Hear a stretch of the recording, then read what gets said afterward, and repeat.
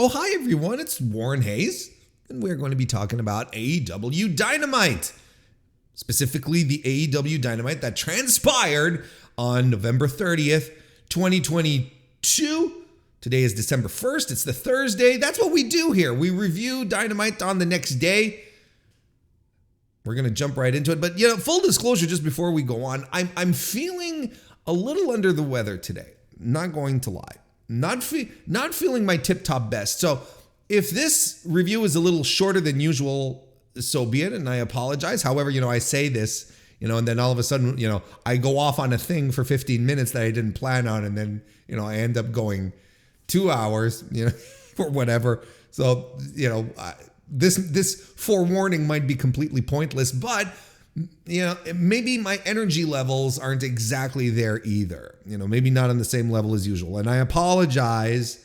I apologize in advance if you're not getting the full Warren Hayes experience.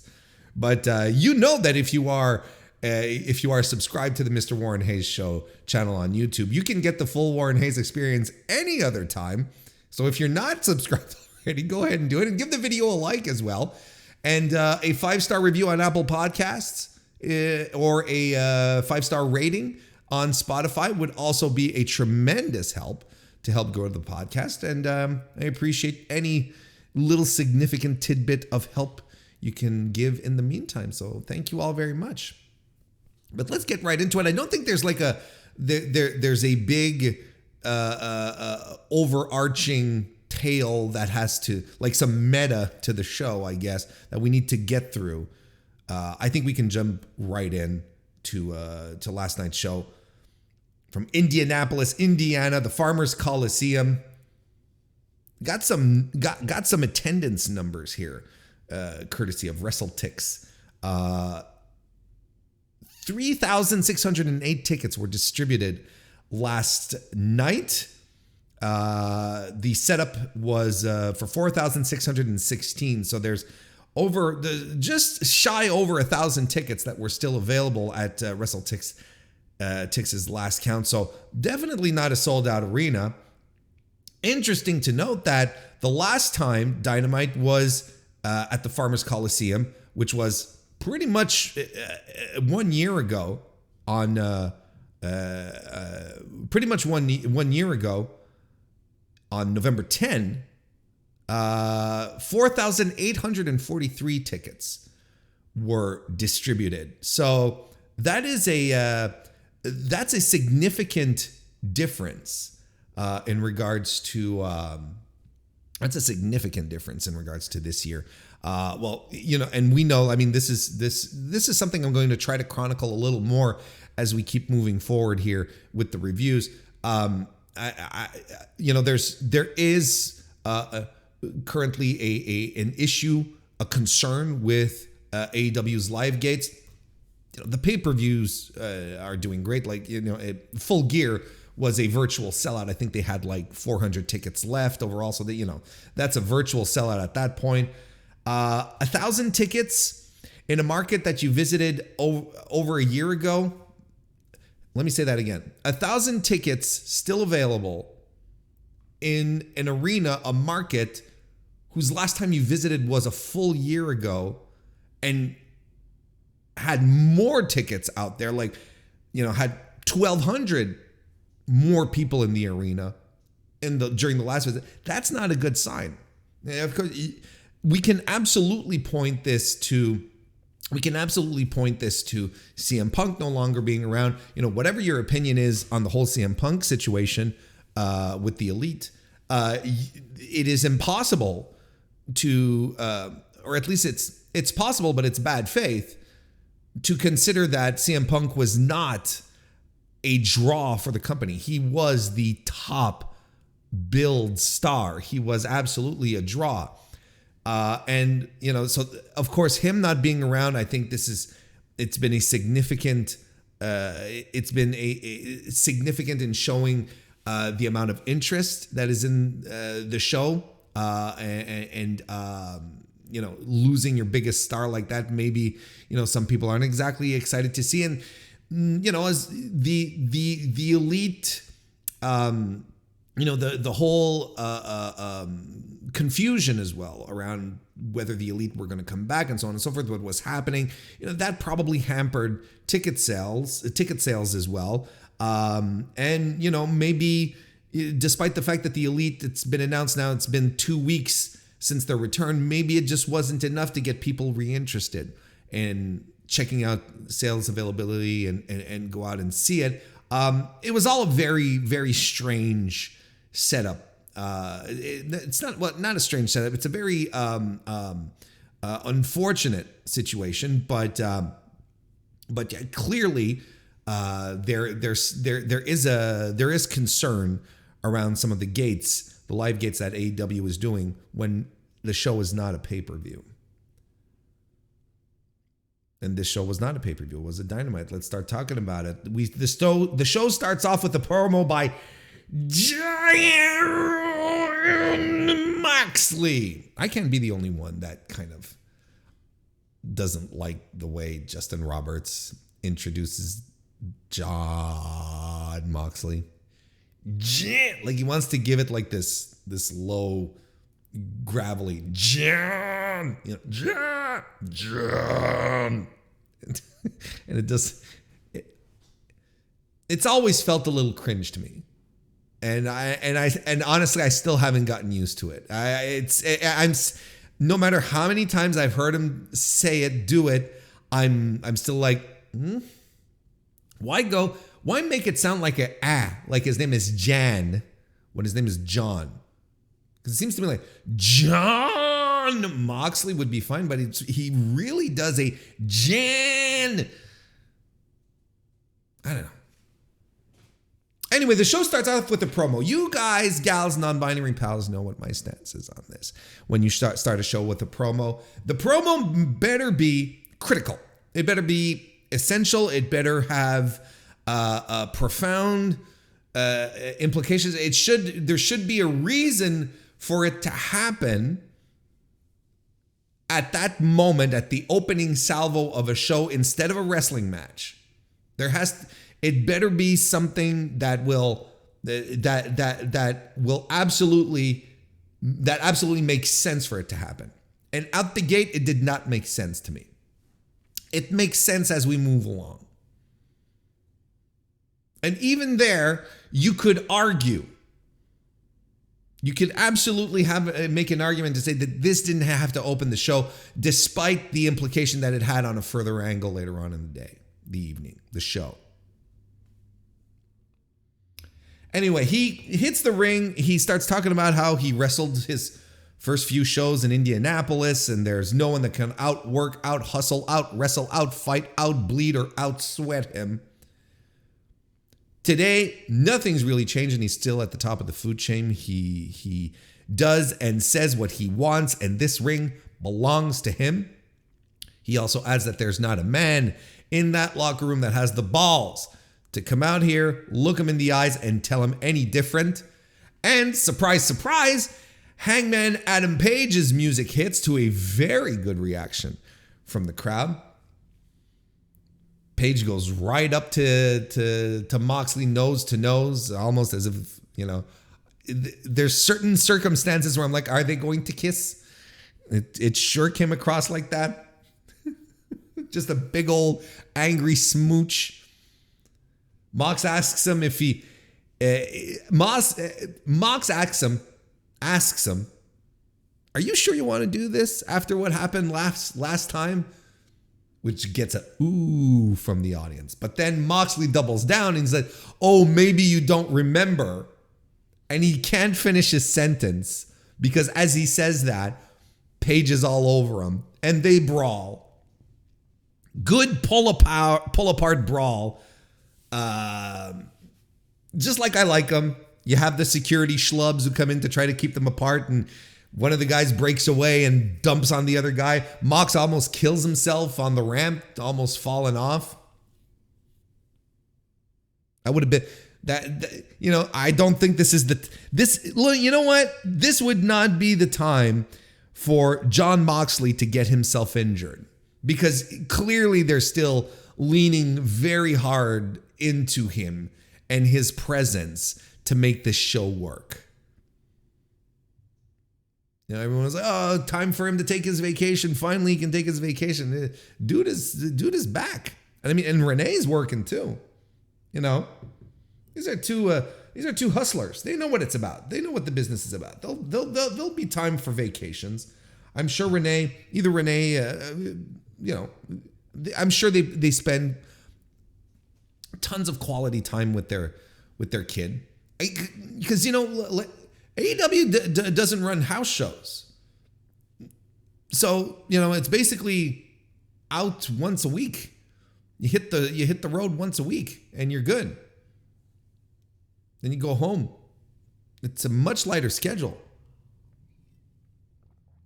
So I'm sure they appreciate that, and I'm sure neither of them really mind about this vacation stuff, which was, all conjecture anyway. But I like this angle. I like these kinds of angles, and I like these types of brawls, and I thought this one was done well. And they split them apart. I noticed that Jon Moxley walked out the heel tunnel. Might just be that, security told him to go that way and Paige the other way, but it wasn't Paige who went out the heel tunnel. And this brawl would continue on later on as well during a commercial backstage where Paige is just walking, and out of nowhere, Jon Moxley just runs him down, and they start brawling some more. I liked it. And then from that point on, it's at that moment that commentary says, and Tony Schiavone says, "Yeah, I've just been announced. Jon Moxley's being expelled from the building." Okay. And it doesn't make sense at that point why. You're just like, oh, okay, he's being tossed. But at that point, you don't know why. You don't know exactly why that little detail is significant, but it ends up being rather significant. So again, did it have to open the show? No. I don't know, man. I don't know if it had to open the show, but it had to happen early on in the show, because the fact that Jon Moxley got tossed from the building it's a significant detail to make sure a story later in the show makes sense. But they definitely could have done this as a second from the top kind of thing. Anyway, that led us to Bryan Danielson defeating Dax Harwood. Jeez, what's wrong with me today? Harwood in a very good match. Another good one. And we get This Is Awesome chance to start things straight off the bat, because you know what? Here's the thing. This is what Dax Harwood, FTR, they're over. They're over with the company. They're over with fans. And, as much as wrestling Twitter would like to tell themselves that they have this understanding of Dax Harwood, and they like to say, oh well, he's so and so, and I can't get behind him because he's always complaining on Twitter about this and this and that. And it's like, that music hits, that FTR tune hits, people are up out of their seats. You get Daniel Bryan face to face with Dax Harwood in the ring, and people are already chanting "This is awesome" chants.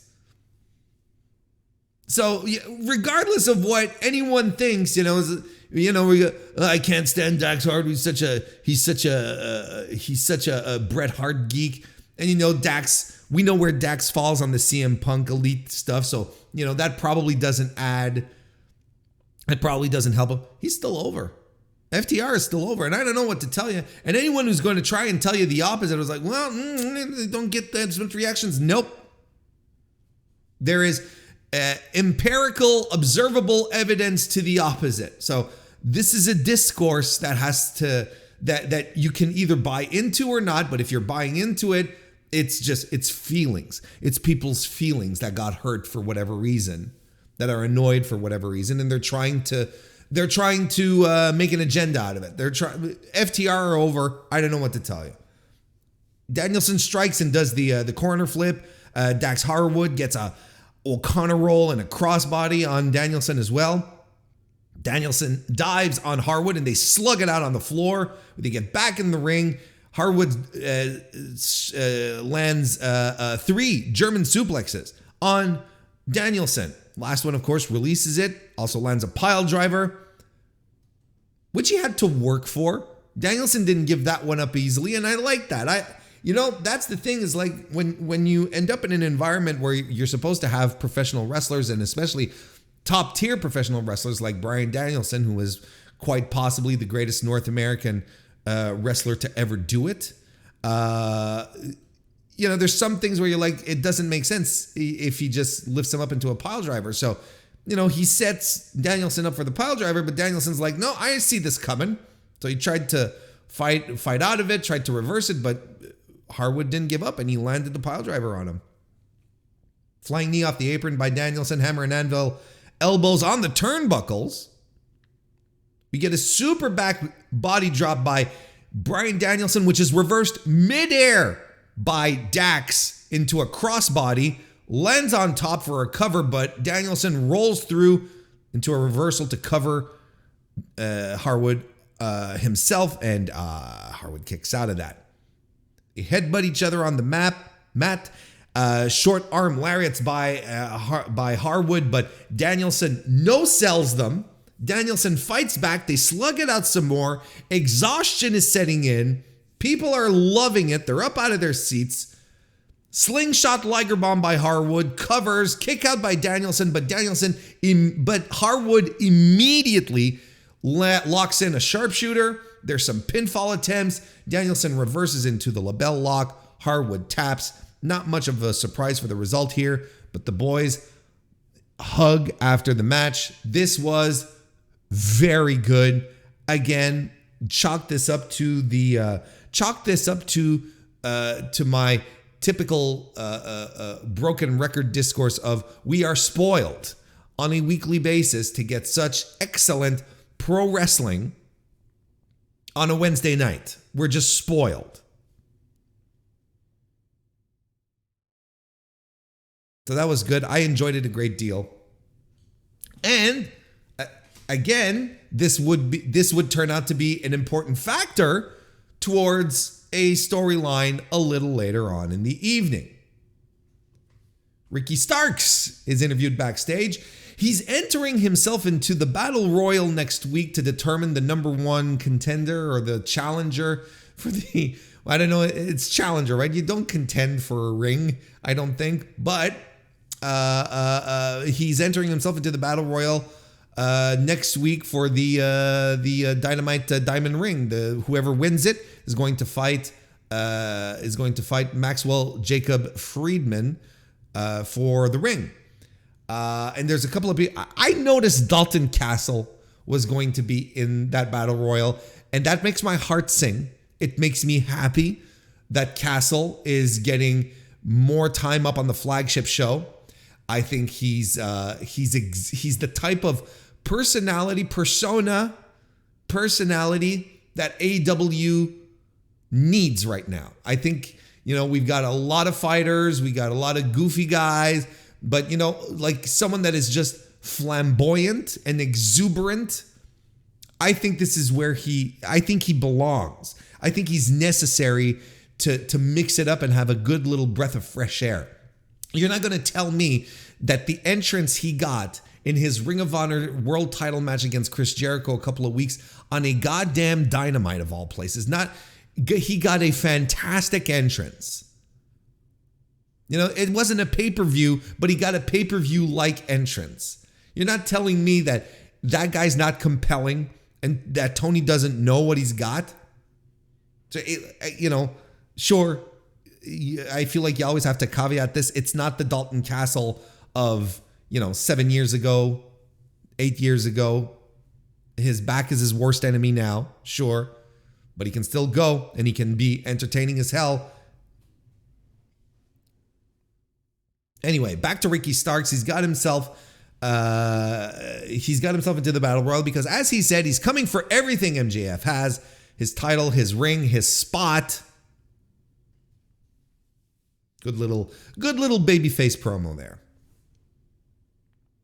Renee Paquette is interviewing the Blackpool Combat Club and the Jericho Appreciation Society at the Soundstage in Nashville. Again, look at all these little tidbits that are being dropped, and we're not connecting anything at this point. We're not going, huh? But they did commentary, did mention, make a point of saying at their Soundstage in Nashville, ergo, Claudio Castagnoli and Wheeler Yuta are not in Indianapolis tonight. Anyway, this segment in and about itself, there's a lot of taunting, purple hat talk. God bless Jake Hager for being more over at any circumstance, at any point in his career right now because of a goofy angle. Good for him if he's able to make it work. But you can absolutely see the shelf life on this. And it's going to wear out very soon. Matt Menard tells Claudio that he can be anything if he joins the Jericho Appreciation Society. When he's forced to join the Jericho Appreciation Society, I should say, he can even start yodeling, which Claudio sort of got pissed off at. He's pissed also because he wants to win the Ring of Honor title back. Daniel Garcia offers up a tag team match for next week's Dynamite. Him and Hager versus Yuta and Claudio. And Wheeler accepts it as long as Dan Garcia puts the pure title up on the line at Final Battle against him. So there you go. Final Battle, as a quick note right now, it's from the time we're recording this, it's in 9 days. And this is probably the Ring of Honor pay-per-view under the Tony Khan era that has been the least properly hyped. Outside of Chris Jericho and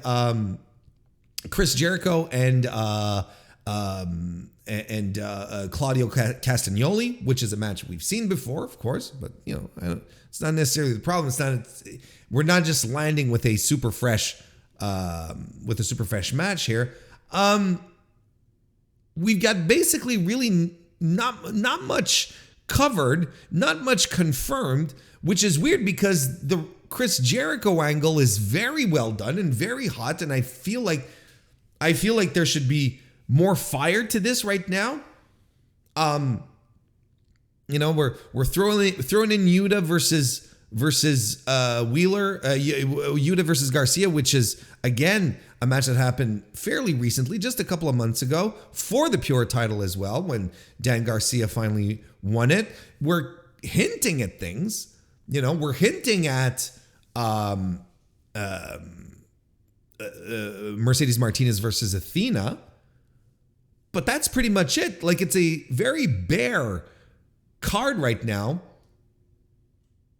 And it's not even being built around a single match like, let's say Supercard of Honor, which was built around the Briscoes and FTR, and that was really the focal point, and everything sort of fell into place afterwards.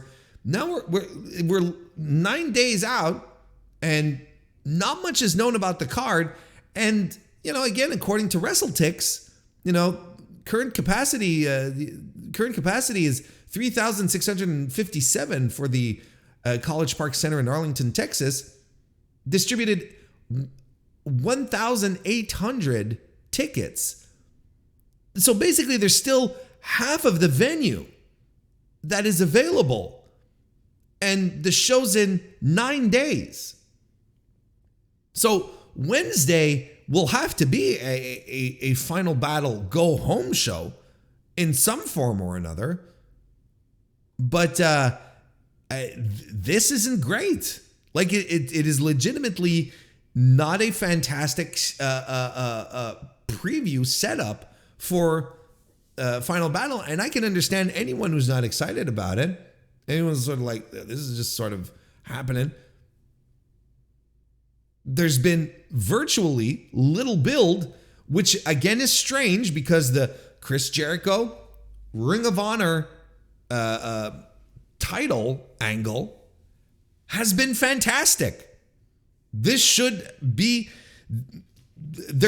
been more to this on the card tonight. Last night. But back to the card, we have a AEW TNT title match where Samoa Joe defeated the officially signed AR Fox. There was kind of a backstage vignette. Was it last week where we sort of dropped that AR Fox was getting a contract, but he got the graphic yesterday. Nothing but good news for a longtime veteran like him to finally get picked up by a major company on TV, whatever his role will be, right? This is a culmination of years of work for him, of dedication, of a guy who has trained so many people that are out there and having great success, and who is very well liked, considered a genuinely good person. So again, let's celebrate the good thing. When the good people in wrestling get good things happen, have good things happen to them, let's take a pause here and celebrate that. Anyway, in this match, Samoa Joe gets punched to the floor. Fox goes for a tope con hilo. Of course, Joe does the nope, step away thing, but AR Fox lands on his feet while Joe has his back turned to him, which is something new. Have we finally figured out the counter to the Joe nope? So he kicks Joe and we get back into the ring. Joe lands a leg sweep and a senton, a sidewalk slam. Fox hits a jumping DDT, a short cutter on the mat, which was pretty cool, and a 450 splash. Goes for a moonsault. Joe does the nope. This time it's successful. AR Fox didn't have an answer for it. Joe hits the muscle buster for the win. After the match, Joe calls himself the one true king of television because he's the Ring of Honor TV champion and the TNT champion. But Wardlow pops up on the Tonytron to say, to tell Joe that he ain't done with him yet. So that might be a match also for Final Battle. But again, what's going on? We get a cinematic video package for Will Hobbs. If we're going to get down and gritty with Hobbs, I liked how this was shot.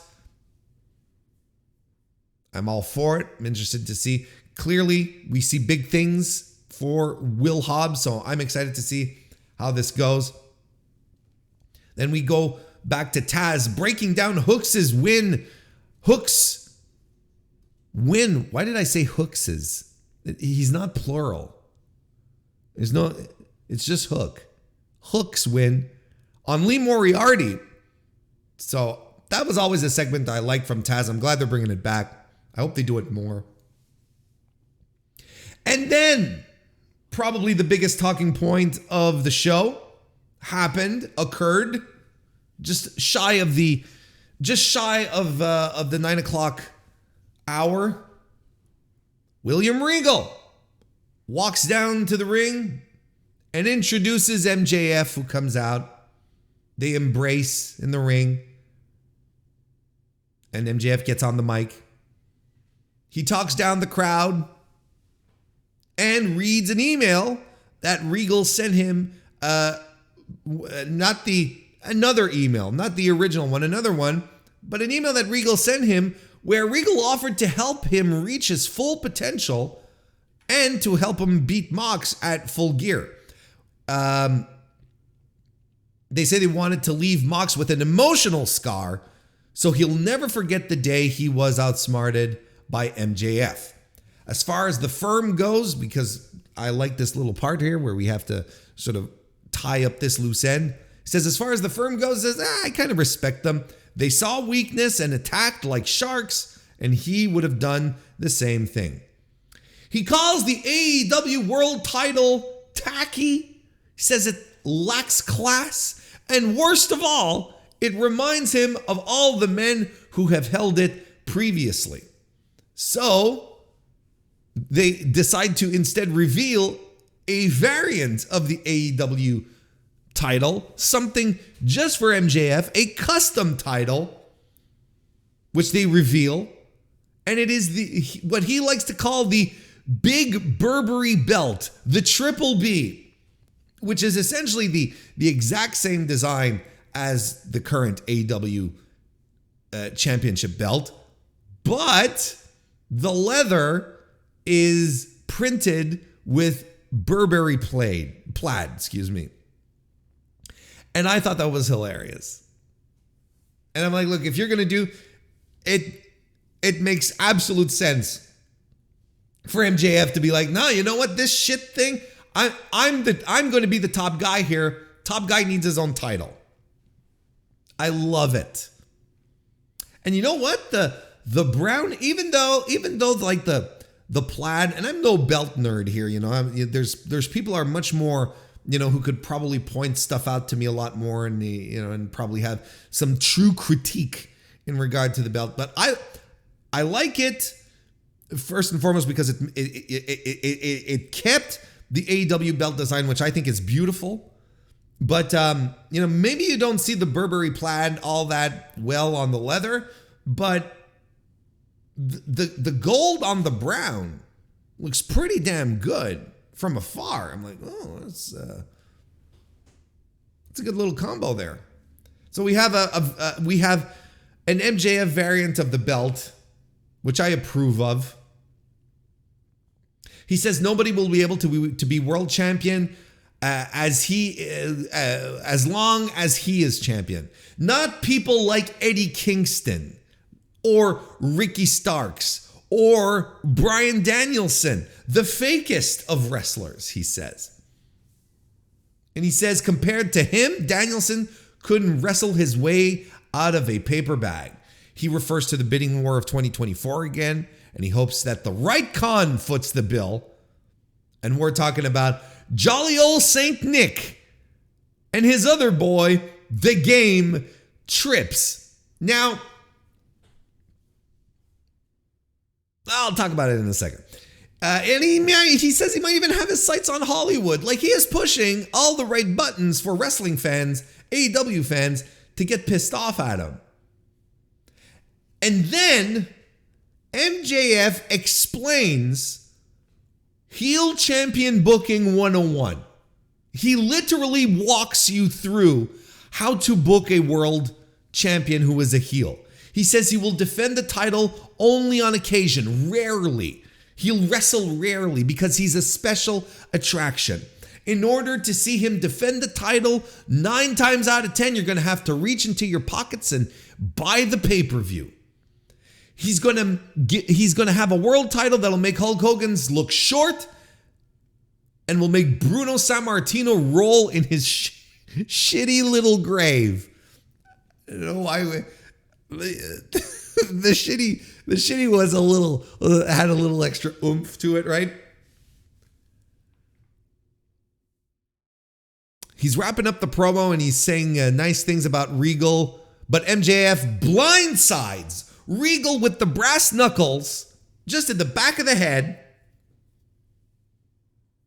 Max crouches over him, calls back a line from the email that Regal originally sent him years ago and says he only hires top tier talents now. So he leaves and then medical staff swarm over Regal to have a stretcher job done, and a great stretcher job at that. Like, Regal just passed out. Like, Regal was just like not slowly moving to the side or whatever. No, he was like dead, DOA. Not for real, not dead. Not even kayfabe dead. You know what I mean? Like, knocked out. And commentary in the meantime is putting over how heinous this action is because of Regal's medical history, which we had already learned about last week. But There's no stories in AEW. There's no continuity. And there we go. We set the seeds last week. We didn't realize it. Danielson is out to check on him. See, Danielson couldn't make it on time and came out because, look, he's in his shorts. He still has, half his gear on. He's, clearly he showered. He just ran out. He was probably hanging out backstage, poo-pooing on the catering or whatever. And he ran out when he saw this happen.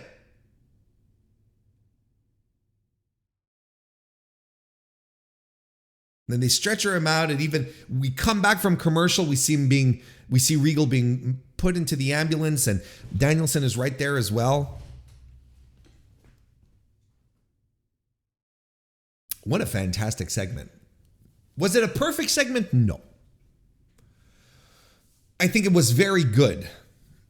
I'm going to give you a bunch of thoughts here. I'm going to throw a bunch of things at you. There's a lot of people who complain about the length.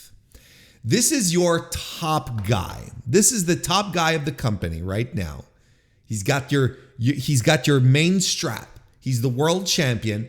He didn't come out last week. He's coming out this week to address the pores. Right? He comes out to address the pores. So you're going to give him time. And you'll be comfortable giving him time because it's MJF. MJF is perfect to work a live promo. Not a problem. He carried this entire segment on his back, and it worked out wonderfully. My main critique would be this. I think that MJF felt the crowd energy was a little low. I felt like, so I think he reverted to maybe trying to get some cheap heat from them a little too often, calling them out, calling them hillbillies, calling them pores, he did it a few times, which I felt dragged and took away from what he was going for. But the critical thing that he had to do here was make sure everyone understood that he is a heel. And that if you were anywhere, if any of your discussion points, your talking points in regards to MJF over the past few months leading into Full Gear was like, oh, is he going to be a babyface, so on and so forth? You weren't paying attention, and MJF wants you to make damn sure that you know that the plan was never for him to be a babyface. He is a heel, he's a bastard, and he's a son of a bitch. He manipulated you into thinking that he was having a crisis of conscience, that he was maybe he was going to be a good guy, he was going to do the right thing, but he didn't. And not only that, he clocked out, knocked out, that's what I tried to say. He knocked out the guy who helped them do it. Complete, utter bullshit heel.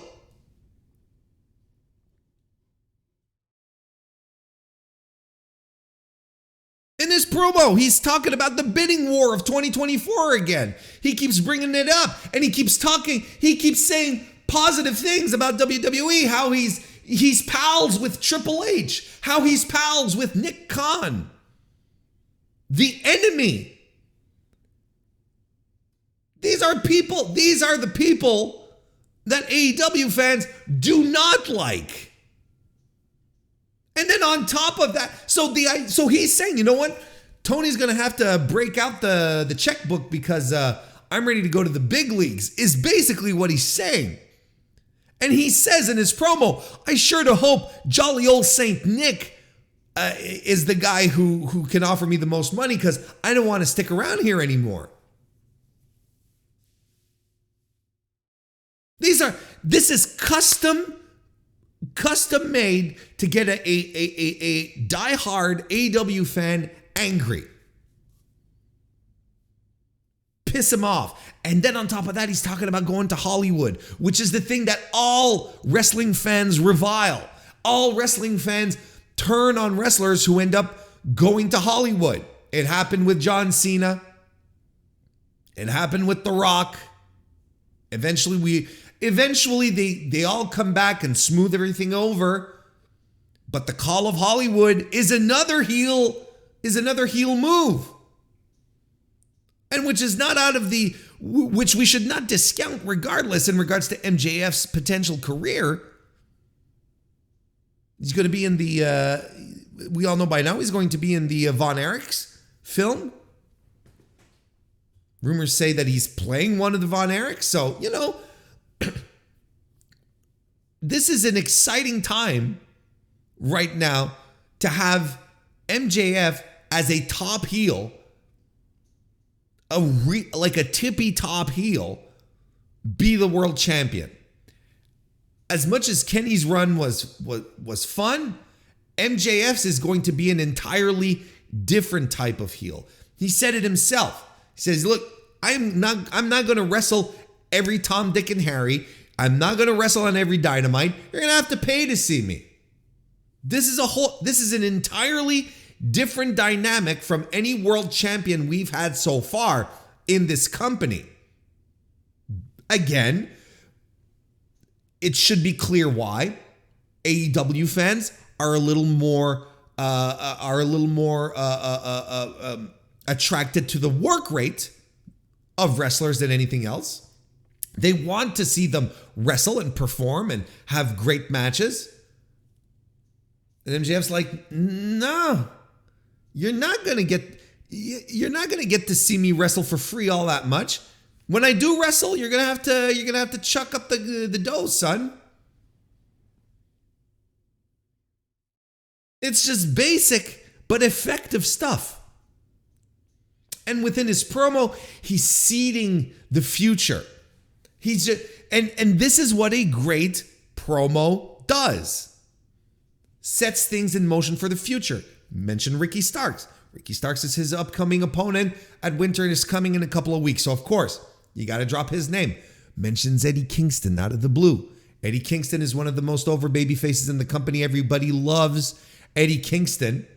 So he singles him out and is like, you know what? Your boy, Eddie Kingston, he can hit the bricks. Kingston tweeted about it. So might be something brewing there. And he calls out Danielson. Of course, saying, you know, the most preposterous stuff, but still calls him out.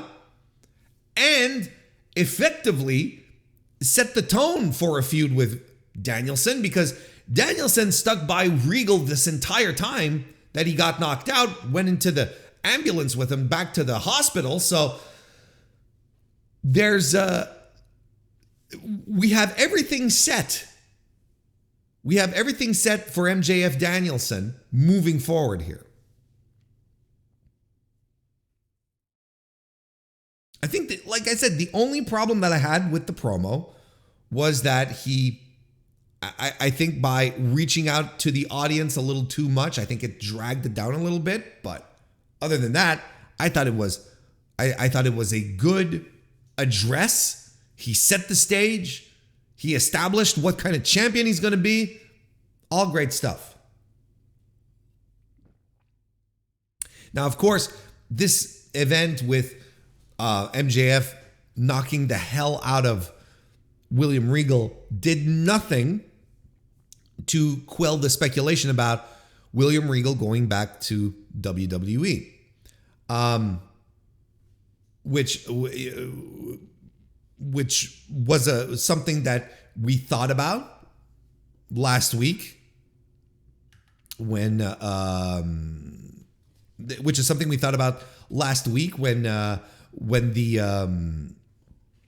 Regal was written off television. You know, there were a lot of people who started speculating about that.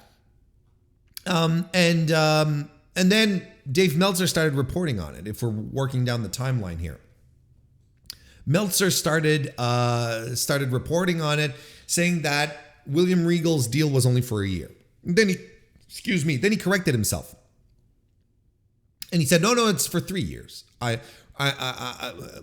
correction on my previous report. So the speculation was okay, well, he's there for 3 years, and Tony Khan has never let anyone out of their contract early. There's always, time for a precedent, but he's never done it before. The history's not there. So William Regal is likely going to be around for a while. And on Wrestling Observer Radio just a couple of days ago, Dave is talking about how, no, it's 3 years. It's 3 years, but there's a lot of talk going on, a lot of people that are chit-chattering, and I've been told things off the record that I can't talk about. So is he leaving? Is he staying? Well, look, his contract is for 3 years. And Dave clearly knows, at that point was like, no, he was leaving the impression that he knew what was going on, but he couldn't talk about it. But he says, oh no, there's been a lot of talk about him going back and so on and so forth. And that sort of created a little more ambiguity, right? And I mean, the idea, again, it is entirely possible for Tony Khan to just get up and say, you know what, sure, I'll release you from your contract on these terms, whatnot. These are people, they're businessmen, they can sit down, they can negotiate, that's fine. But there hasn't been the precedent, so there's nothing to lean on to say, yeah, Tony's going to do it, because he's never done it before. If he does it, he's setting the precedent. It will be the first time. But then today, not earlier than today, this morning on Wrestling Observer Radio, I think Dave slipped.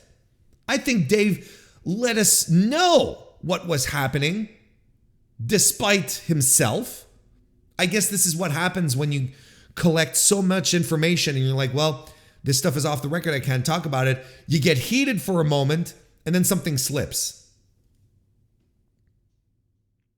This is what Dave said about the angle when MJF laid out Regal here. Quote, when it was all over, I was just like, what was the purpose of this? Put so much heat on a guy who is leaving. Moxley gets no revenge at all.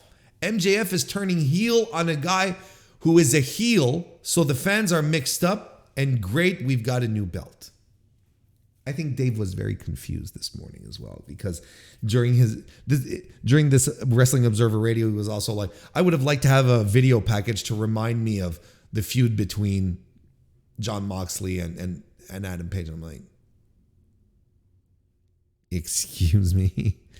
Anyway, back to the important part. When it was all over, I was just like, what was the purpose of this? Put so much heat on a guy who's leaving. Up until this point, Dave has never said that William Regal was out the door. He was saying his contract is for 3 weeks. We'll see what happens. There's a lot of things in play. And now he straight up says, putting heat on a guy who is leaving. So there is much, much more. Look, where they often say where there's smoke, there's fire. I think this was something that was bound to happen. And look, this is the thing here, right? Is I talked about it on the Warren Hayes Show podcast on Tuesday, but it bears being reminded here. Isn't it fantastic that we are in an era of pro wrestling where talent, not just wrestlers here, look, on-screen talent have options, can be leveraged, can decide to work wherever they want, kind of thing, where they have options to make a good paycheck. Regal gets fired by Vince for no apparent reason. AEW is like, why don't you come do a stint for us? That'd be great. He's like, yeah, let's go. Triple H is back in charge. I mean, this is something that many people were expecting, and I don't think anyone should be shocked or surprised. Regal and Paul are tight. Regal's kid is wrestling in NXT, so and I think he probably enjoys the environment there as well. You know, whatever William Regal wants to do to make himself feel happy, content. I think that's fantastic. What kind of role will he have backstage? Hopefully one where he can interact with talent. Because I think that's where his value is. You know, and he'll probably have some stories of what happened in the locker room backstage to share with Paul. Like there's all that little bit of information, but you know, it's a significant departure because William Regal is a significant on-air talent and a backstage hand as well. I think it's you know, maybe William Regal wanted to have a bigger role in AEW, right? But maybe Tony just had other plans, you know, Tony giving more substantial coaching roles to Chris Jericho and Jon Moxley, making that official. Maybe that's something where he's like, well, look, I've already have all these people, bringing in Jeff Jarrett to look over live shows. You know, maybe Tony's team is just, you know, filled to the brim right now. And Regal's like, look, I don't know how I can be useful to you. Really. And that's fine. And if he feels he can go back and be useful with Paul, whom he gets along with, good for him. And I think this is the main takeaway that anyone with half a fucking brain should take away as well. Not a thing about, oh, he's going back to WWE, victory, or AEW, he's leaving AEW, traitor, you know. None of that bullshit. Everyone should be happy for a guy like William Regal with the career he's had and the life that he has had as well. And he should be able to be in a position to do this kind of stuff. And the only reason why he's able to do it is because there is competition on a high level in pro wrestling. And that is fantastic. So whatever he decides, it will be the best decision. Personally, that's how I feel. As a fan, it sucks because, you know, this is a guy that I won't see on my television anymore. So that kind of bums me out. Just watch WWE, Warren.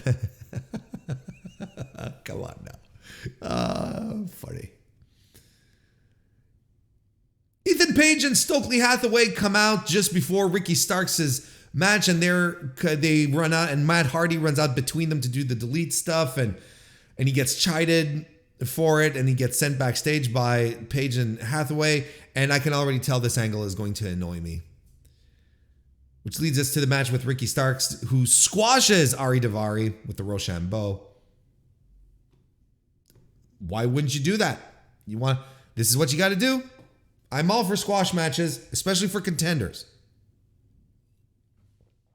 Britt Baker is backstage. She's with Jamie Hayter and Rebel. She brings up the sit-down interview with Saraya and Renee that's going to happen, and on Rampage. And Jamie Hayter's like, well, I should get a sit-down on my own, Tony Schiavone. Why don't we do that next week? And Tony's like, all right, sure. And Willow Nightingale defeats Anna J.A.S. in a fun women's match here. Big shoulder tackles by Nightingale and some short arm lariats. Low crossbody as well. Anna J fights back with a high kick and a flipping neck breaker. Anna J strikes and works over Nightingale. Nightingale strikes back with a spine buster. A heel kick by Anna J hits the gory bomb, but Nightingale kicks out. Nightingale drops Anna J out of the Queen Slayer. Dr. Bomb. Willow wins. Big win. Big flagship show win in a singles match for Willow Nightingale.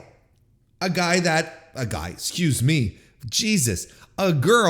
that clearly Tony sees as something special because he's throwing her out there, looking at the crowd reaction. And how was the crowd reacting? The crowd was chanting her name for the majority of the match. She's over, and she's over because of her work. Because on top of that, here's the thing, and I've mentioned this before about Willow, but we got to hammer this home. Willow works like no other woman on that roster. She has the strength, the speed, and this insanely infectious babyface energy about her. She is a unique member of the roster that will get over faster than probably any of us expect. Fantastic stuff. And a good match. We got to point out Anna Jay as well, who I thought looked solid as hell here. Got all her shit in, looked great. This women's mid card was looking pretty good. QT Marshall and Orange Cassidy are backstage with Tony Schiavone, and they set an all-Atlantic title match for Friday. Woo! It's a lumberjack match. Boo! Fucking lumberjack matches. God, man.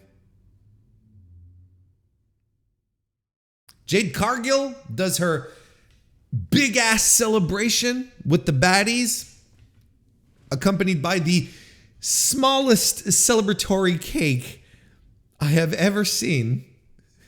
Like, look, I understand that the Jade and these women, these wrestlers, a lot of them, they're very careful about their intake, what they eat. Maybe having like a huge 3-decker cake maybe wasn't exactly the way to go.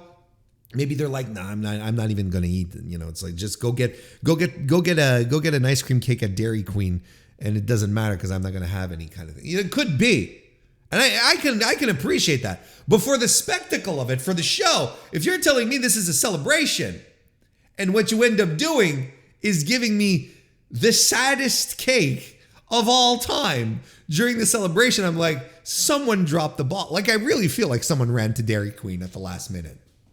Maybe they had a lovely cake and it toppled over backstage, and then they're like, they were in full panic mode. You don't know. But if this was the plan from the start, I'm like, Christ, come on, people. It doesn't have to be a huge cake where we expect people to jump out of it either. First of all, she talks down the baddies for hanging out with Kira Hogan over the weekend. So she's like, look, I make you guys, I make your careers. And both of the baddies were sort of like giving her some side eye and mouthing off a little bit. Yeah, whatever. It's like, okay. And then they go over this Bow Wow thing. Bow Wow comes up on the screen and he says he has plans for her since he's not on tour anymore. Okay, so we'll see how that goes. But look, Jade, look, they know what they're doing with this woman, and she knows what she's doing. You cannot tell me that she did not completely own the room. If you're, you are a red-blooded American, male or female, and you're flipping through stations, and you have her in her, removing her in her, her $100 bill get up, if you want to call it that, and her green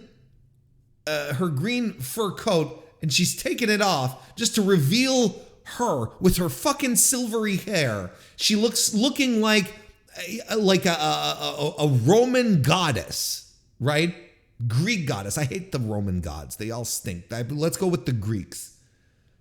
If you're flipping through the stations and you see that accidentally, you stop and you're like, holy shit. You know exactly what you're doing. This is why we keep saying Jade is $1 million. And on top of that, when is the last time Jade cut a live in-ring promo in front of the crowd? She's done tons of pre-tapes, she's done backstage stuff, that's fine. But there is a significant difference between doing it backstage and in front of the crowd. A little rough at times, but a very good promo by Jade, who gets her personality across. She gets her points across. She plays with the crowd on top of that. She's getting more and more comfortable with all of this wrestling shit.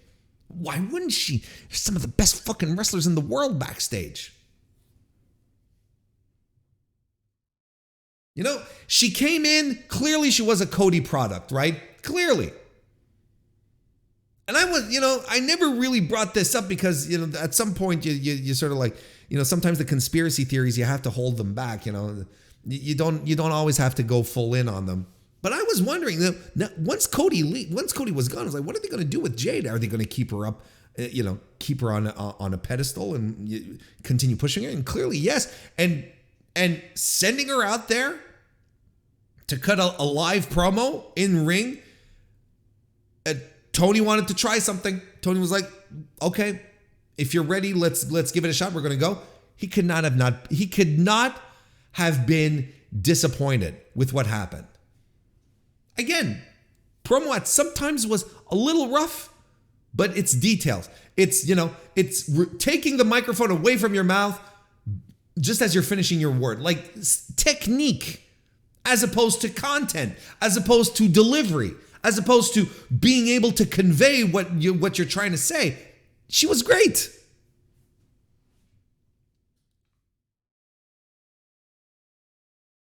Billy Gunn and the Acclaim do a drill sergeant segment, and they're setting up a tag team match. So anyway, something happened, and we get to the main event of the evening. The next edition of the Best of 7 series, the third match, where the Elite defeated Death Triangle to bring the series to 2-1. And it starts before the bell. This one does, where the Elite attack the Death Triangle up on the ramp, and they work them over. Kenny hits a Kitaro Crusher on Pac on the ramp, on the stage actually. A V-trigger is countered by a kick with a kick by Pac. Death Triangle hit cutters. They fight all over the floor. They're all over the place. Pac moonsaults off the stage. And isn't this happening during picture-in-picture? Not like, this is great. And I know people are like, oh, why are they doing this during picture-in-picture? There should be more significant stuff happening during picture-in-picture so that people actually watch it. I'd love at some point for a match to finish. I think they've done it once before. I'd love a match to finish during picture-in-picture. And people are like, oh shit, I missed the finish. Yeah, you dunce. Penta fights off the Elite. We're back in the ring, and we're back towards the ring. Penta's fighting off the Elite, and finally the match starts. Penta has the hammer, the ringside hammer, but Rey Fenix, despite the fact that he used it, he's still not on board with this, and he doesn't want his brother to use it. Death Triangle do a triangle moonsault, floor into the ring, just fantastic stuff. Fear Factor by Penta, double Northern Light suplex by Matt Jackson. Pac and Kenny Omega slug it out on the top turnbuckle, which ends with an avalanche Falcon Arrow by Pac. Who was saying that, oh, Kenny's going to have to take it easy. Kenny's going to have to be careful now with all of his injuries. We won't be seeing exactly the same Kenny. I think I was saying that. And look at him go.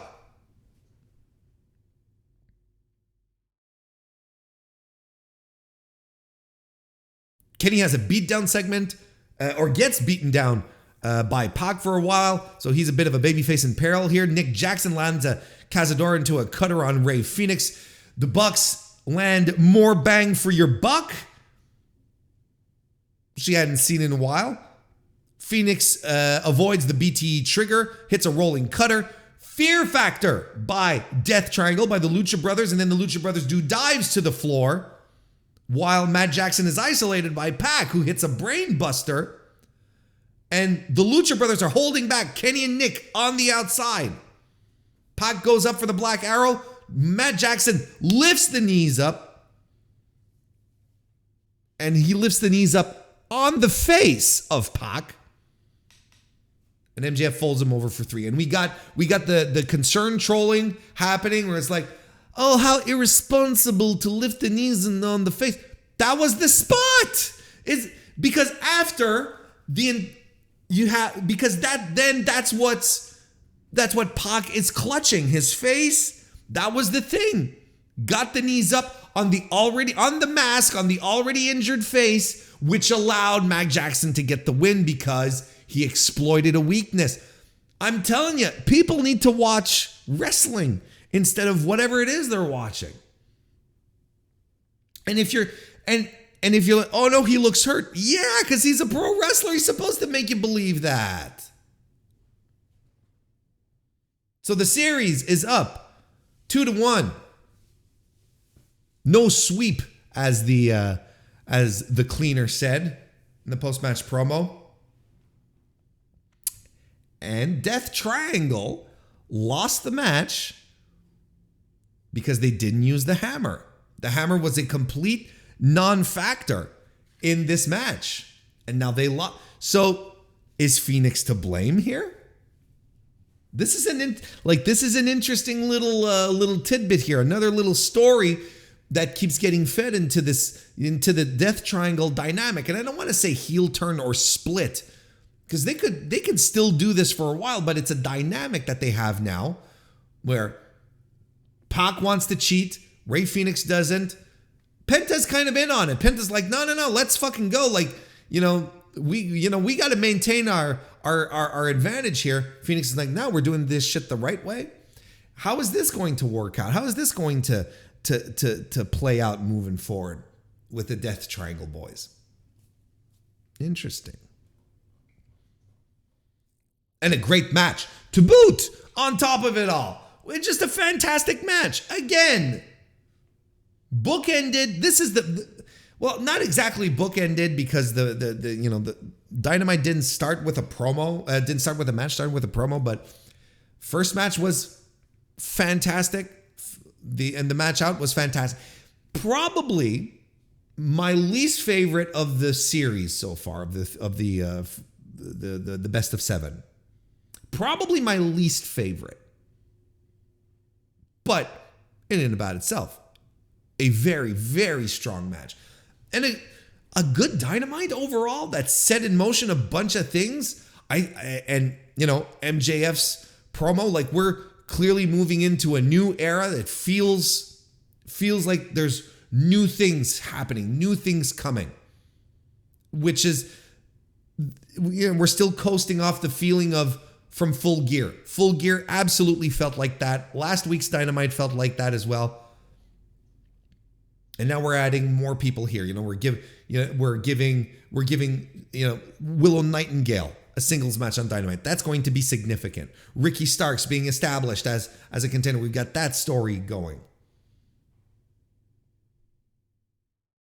I enjoyed it. I thought it was an overall fine episode of AEW Dynamite. Just as I hope you found this was a fine episode of my AEW Dynamite review. Look at me saying, oh, it might be short. I'm in my usual sphere for the reviews. I didn't disappoint. Why do I even do those? Why did I even bother? I should know myself better by now. And if you know me as well, you were probably at the start going, Warren, are you really going to go short? No, Dad. Thank you everyone for listening or tuning in. Again, one last like on YouTube.com/MrWarrenHayes if you haven't already. Consider some reviews on Apple Podcasts and some ratings on Spotify. I will be back on Tuesday for the Mr. Warren Hayes Show proper. And again next Thursday, for another Dynamite review. In the meantime, thank you all so very, very much for joining me. And I will see you next time.